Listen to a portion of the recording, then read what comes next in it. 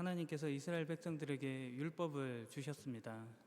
이스라엘 백성들이 하나님께서 주신 율법을 기념하는 날로 지킨 절기가 칠칠절입니다. 유월절 초막절과 함께 이스라엘의 3대 절기 가운데 하나인 날입니다. 칠칠절은 히브리어로 샤부옷이라고 합니다. 영어로 번역하면 윅스, 그러니까 주인데요. 6월절부터 7.7절까지 7주간의 차이가 있기 때문에 그렇게 부릅니다. 구약 성경에서 이 절기는 하나님과 이스라엘 백성을 어떤 결혼 관계로 비유하는 것으로 설명을 하곤 합니다. 그래서 이 샤부옷이라는 이 글자의 소리는 같은데 이제 뜻이 다른 동음이의어라고 하죠. 그것으로 맹세라는 의미로 주로 사용되기도 합니다. 하나님과 우리의 관계를 신랑과 신부의 관계로 빗대고 맹세가 있는 율법을 기념하고 지켜나가는 날로 이 칠칠절을 지키는 것이죠. 이 칠칠절이 시작되는 때면 그날 저녁에 처녀들이 이제 촛불을 켜고 명절의 시작을 알립니다. 그날 이 첫날 밤이 되면은 다들 이렇게 잠을 자지 않고 성경을 읽고 배우는 그런 시간을 가집니다. 그 다음 날이 되면은 또 모든 남자, 여자 그리고 아이들이 회당으로 모여서 십계명을 낭독하는 것을 듣습니다. 그만큼 시내산에서 받은 이 율법을 소중하게 생각하고 지켜나가고 기념하는 그런 절기라고 할 수 있겠죠. 이 칠칠절에 다른 이름이 있습니다. 맥추절입니다. 히브리어로는 하그 하카찌르라고 수확하는 절기를 말하는 날입니다. 농사력을 따라서 붙여진 이름인 것이죠. 이스라엘의 날씨가 건기와 우기로 나뉘어지는데 비가 많이 내리는 이 우기는 9월 말에서 10월 중순에 시작해서 한 3월 말에서 4월 중순쯤에 이렇게 끝이 납니다. 이 우기가 끝나는 즈음이 6월절 즈음이 됩니다. 그러면은 아라비아 사막으로부터 이렇게 뜨거운 바람이 이렇게 불어오는데 이것을 아랍어로 함신이라고 합니다. 50이라는 뜻입니다. 그러니까 6월절부터 50일에 뜨거운 바람이 불어오는 이 우기 때 자란 곡식들이 이제 연글어서 추수하는 그런 때를 이렇게 맥추절이라고 하는 것이죠. 이스라엘 사람들은 처음 익은 이 열매를 하나님께 감사의 제물로 바쳤습니다. 기쁨으로 감사로 첫 수확의 기쁨을 봉헌하면서 드린 이 날을 가리켜서 초실절, 이것을 가리켜서 초실절이라고 합니다.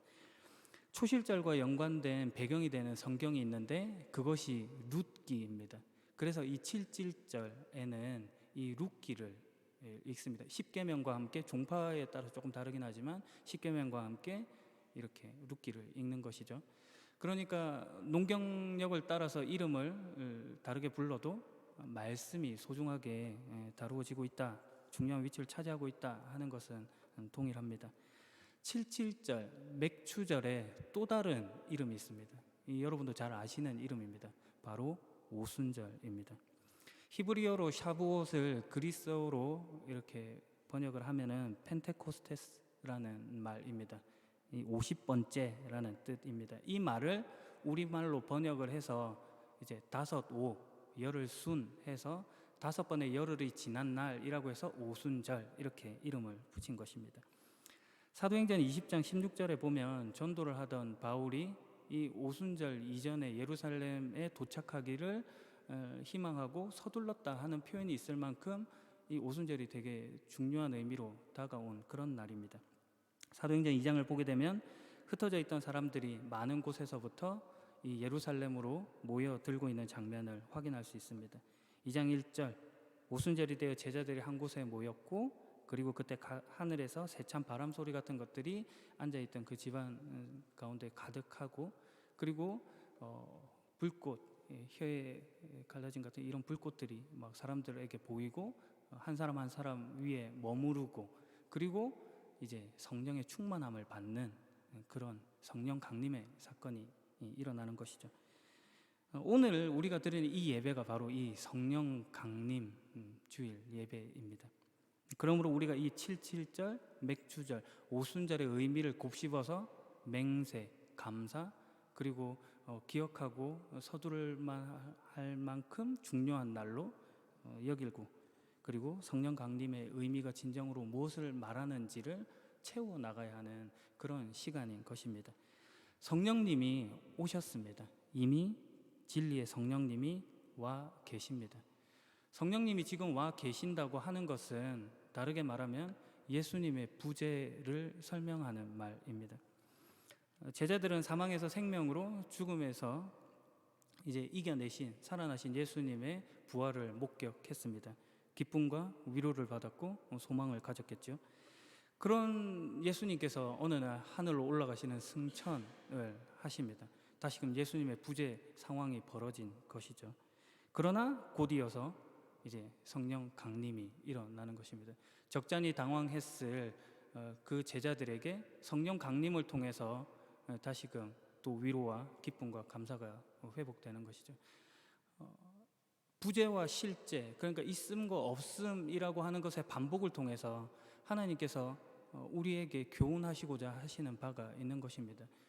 실제로 예수님이 계셨고 그리고 없었고 성령님이 계셨다 하면은 그 사이 중간 지점에 어느 틈이라고 하는 것이 생기는 것인데, 그럴 수는 없는 것이죠.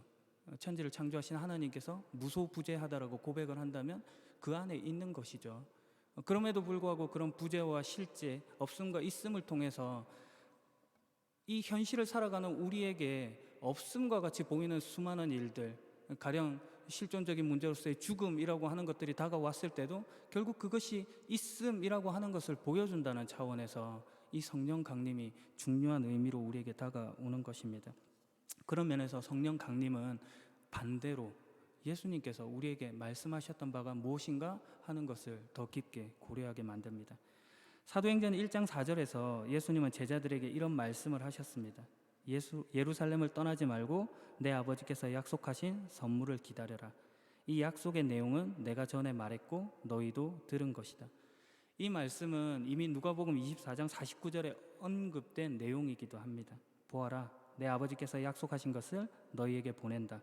그러므로 너희는 높은 곳에서 오는 능력을 입을 때까지 이 성에 머물러라. 예수님께서 하신 말씀으로 약속하신 선물을 기다리는 중에 성령의 오심인 것입니다. 그러므로 성령이 오셨다, 성령 강림이다 하는 말은 예수님께서 지금까지 해오셨던 말씀이 참이다 하는 것의 또 다른 증거이기도 한 것입니다. 그 참말을 하신 예수님께서 오늘 본문에 동일하게 성령의 약속을 말씀하시고 그 구체적인 내용과 목적이 무엇인지를 우리에게 일러주고 계십니다. 이 모든 것을 내가 너희와 함께 있는 동안에 너희에게 말하였다. 그러나 내 아버지께서 나의 이름으로 보내실 진리의 성령이신 보혜사께서 너희에게 모든 것을 가르치시며 내가 너희에게 말한 모든 것을 생각나게 하실 것이다. 진리의 성령이 오셔서 예수님께서 하신 말씀을 생각나게 하시고 또 그 모든 것들을 가르쳐 주시는 것입니다. 고린도전서 2장 10절은 이렇게 말합니다. 하나님께서 성령을 통하여 이 지혜를 우리에게 계시해 주셨습니다. 왜냐하면 성령께서는 모든 것을, 심지어 하나님의 깊은 곳 속속들이까지 살피시기 때문입니다. 성령님께서 하나님을 밝히 드러내 보여주고 계신 것입니다. 복음 스타트를 하면서 우리가 나누었던 내용이 있습니다. 성령님을 동일한 하나님으로 볼 만한 근거가 무엇인가라는 그런 물음이었죠. 예수님은 조금 명확하다고 했었습니다. 태초에 말씀이 계셨는데 그 말씀이 하나님과 함께 계셨고 그 말씀은 하나님이다. 말씀이 육신이 되어 우리 가운데 가시니 아버지의 독생자의 영광의 은혜와 진리가 충만하더라 하는 것에서 말씀이 하나님이고 그 하나님이신 말씀이 육신이 된 예수로 보여졌다 하는 것에서 예수님이 하나님이심을 우리가 바로 이해할 수 있지만 성령님이 그렇게 명시적으로 설명되어 있나 하는 이야기들을 나누었었습니다. 그러면서 코끼리 비유를 들었는데 설교를 통해서도 한 2번 정도 한 것 같습니다. 어떤 장님, 시각장애인이 이 코끼리를 만진다고 해봅시다. 한 사람은 코를 만지고 뱀 같다 그러고 또 한 사람은 귀를 만지고 보자기 같다 그러고 또 어떤 사람은 다리를 만지면서 기둥 같다고 그렇게 표현을 하는 것입니다. 코끼리를 가장 잘 설명하려면 온전히 코끼리를 내려다볼 수 있는 그런 능력이 있어야 하는 것이죠. 그러나 시각장애인과 같은 우리는 하나님, 그러니까 코끼리로 상징되는 그 하나님을 온전히 내려다볼 수 있지 않습니다. 우리가 그만큼 크지 않기 때문이죠. 하나님이 그 자신으로서 자기를 밝히 드러내고 그렇게 보여줄 수 있을 능력이 있어야 되는 것이죠. 그런데 오늘 이 본문의 성경이 하는 말이 무엇입니까? 성령님은 뭐라고 하고 있죠? 하나님의 깊은 것까지도 속속들이 밝히시고 계시하시는 분이라고 성경이 줄기차게 이야기하고 있는 것입니다. 하나님을 왜곡됨이 없이 보여줄 수 있는 분이라고 하는 것에서 하나님인 것입니다. 성령 하나님입니다. 그래서 오늘 본문에서 진리의 성령이라고 표현해 주고 있습니다. 사실 원문에는 진리의라는 말은 나타나지는 않습니다. 대신 보혜사로 번역된 파라클레토스라는 말만 있습니다. 파라는 곁에서, 클레토스의 동사는 칼레온데 간청하다, 돌보다, 위로하다 이런 뜻의 말입니다. 이 단어가 합쳐진 합성어인데 이 뜻을 종합해 보면 곁에서 어떤 돕는 조력자, 협조자, 그리고 대언자, 보호자 이런 뜻으로 쓰이는 그런 말이 보혜사입니다. 성령님이신 거죠. 그러나 그렇다고 해서 성령님이 진리의 성령이 아닌 것은 또 아닙니다. 왜냐하면 이 요한복음 16장 13절에 보면 호푸니마 호 알레테이아, 그러니까 진리의 성령, 진리의 영이라고 하는 표현이 나와 있기 때문이죠. 진리의 성령이 오시면 그분이 너희를 모든 진리 가운데로 인도하실 것이다 라는 말씀이 기록되어 있습니다. 진리의 성령님께서 보여주시는 것이죠. 이것은 곧 오늘 본문이 속한 이 요한복음 14장의 6절 말씀을 연상시킵니다. 나는 곧 길이요 진리요 생명이다 하시는 예수님의 자기 선언 말입니다. 진리의 성령님께서 진리의 예수님을 보이심으로 진리 대신 하나님을 나타내 보인 겁니다. 그런 면에서 우리가 성령을 받는다 하는 것은 단순히 어떤 능력을 받는 그런 정도가 아닙니다. 성령의 은사를 받아서 이제 네가 할 수 없는 것을 나는 할 수 있다 하는 어떤 자랑거리로 삼을 수 없는 것입니다. 그것이 아니죠. 우리의 신앙 고백으로 동일한 하나님을 받는 것입니다. 그러므로 성령의 충만은 곧 하나님으로 가득 채움을 받는 그런 시간인 것입니다. 오순절 성령 강림 사건을 경험한 베드로는 군중 앞에서 설교를 합니다. 그는 성령의 오심을 구약 성경 요엘서를 인용하여서 이렇게 말하고 있습니다. 요엘서 2장 28절에서 32절까지의 내용을 담아냈는데요.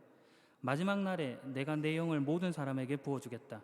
너희 아들과 딸들은 예언할 것이요 너희의 젊은이들은 환상을 볼 것이요 너희의 늙은이들은 꿈을 꿀 것이다. 그날에 내 남자 종들과 여자 종들에게까지 내 영을 부어주겠다. 그러면 그들은 예언할 것이다. 내가 위로 하늘에서는 기이한 일을, 아래로 땅 위에서는 표적을 보여줄 것이다. 피와 불과 짙은 연기가 일 것이다. 해가 어두워지고 달이 핏빛으로 변할 것이다. 이 일이 일어난 후에 크고 영광스러운 주님의 날이 올 것이다. 그러나 누구든지 주님의 이름을 부르는 사람은 구원을 얻을 것이다.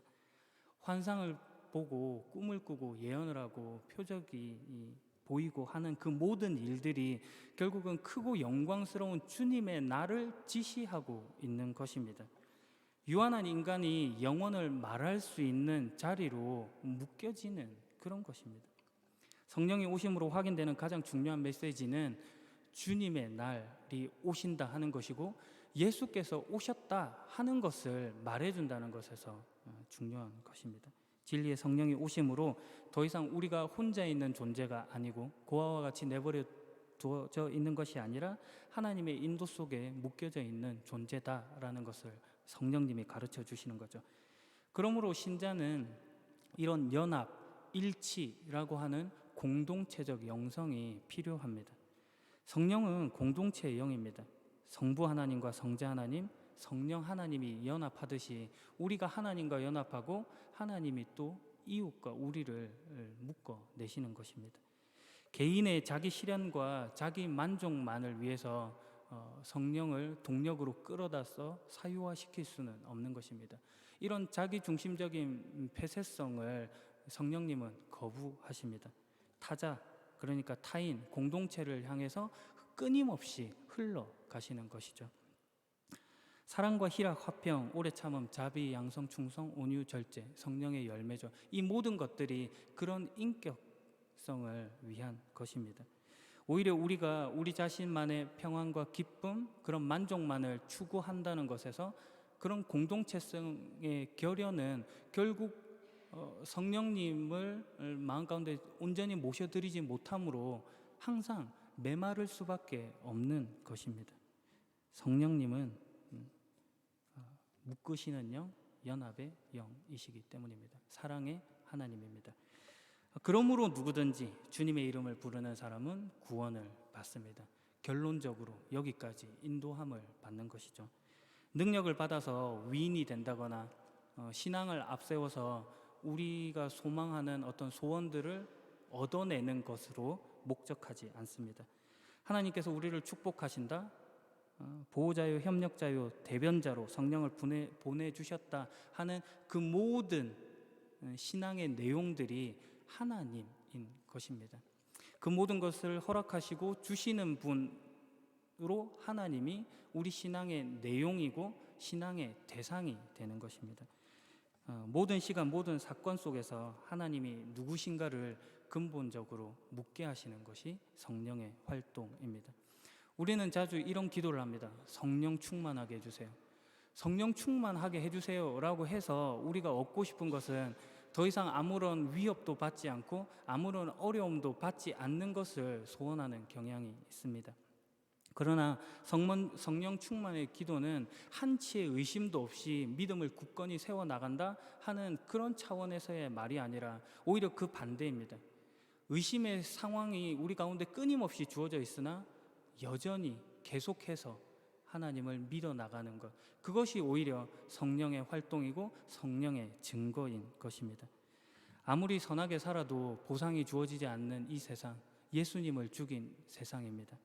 이 세상 가운데 주님의 이름을 부를 수 있는 자로 부름을 받는 존재임을 성령이 가르쳐 주신 것입니다. 이 일을 위해 진리의 성령께서 오셨고 우리를 가르치시고 하나님을 속속들이 보여주십니다. 그래서 그 성령님께서 우리에게 오셔서 하시는 말씀이 오늘 우리가 읽었던 본문의 마지막 말과 같이 이렇게 나타납니다. 내가 너희에게 평안을 남긴다. 곧 나의 평안을 너희에게 준다. 내가 너희에게 주는 평안은 세상이 주는 것과 같지 않다. 너희는 마음에 근심하지도 말고 두려워하지도 마라. 예수님의 부재로 인해서 두려워할 제자들에게 예언과 같은 말씀으로 주신 것입니다. 어두운 세상, 힘겨운 세상을 살아가면서 하나님이 보이지 않는 것 같다라고 말하는 우리에게 동일하게 주신 말씀이기도 합니다. 평안을 너희에게 준다. 근심하지도 말고 두려워하지도 마라. 진리의 성령이 오셔서 가르치시는 내용이죠. 여기서 평안이라고 하는 에이레네라는 단어는 고전 헬라어 문헌에서 보면은 전쟁과 대립되는 개념입니다. 전쟁이 종식된 상태, 전쟁이 없는 그런 상태를 일컫는 말입니다. 그러나 성경에서 이 에이레네라고 하는 단어는 히브리어 샬롬의 역어입니다. 이 샬롬이라는 뜻은 전쟁이 없는 상태라기보다는 어떤 온전한 평안 이런 것들을 설명하는 단어입니다. 그러니까 무슨 말이냐면 분쟁이나 문제가 없는 것이 아니라 그런 것들이 있는 중에도 진정한 절대적인 평안을 가져다 준다 하는 그런 이야기를 하고 있는 것입니다. 이것을 오늘 성경에서는 누가 주는가? 이 평안이 무엇인가를 설명하고 있는데 세상이 주는 것과 같지 않은 평안이라고 말하고 세상이 줄 수 없는 평안이라고 말하고 하나님만이 주실 수 있는 평안이라고 말하고 있는 것입니다.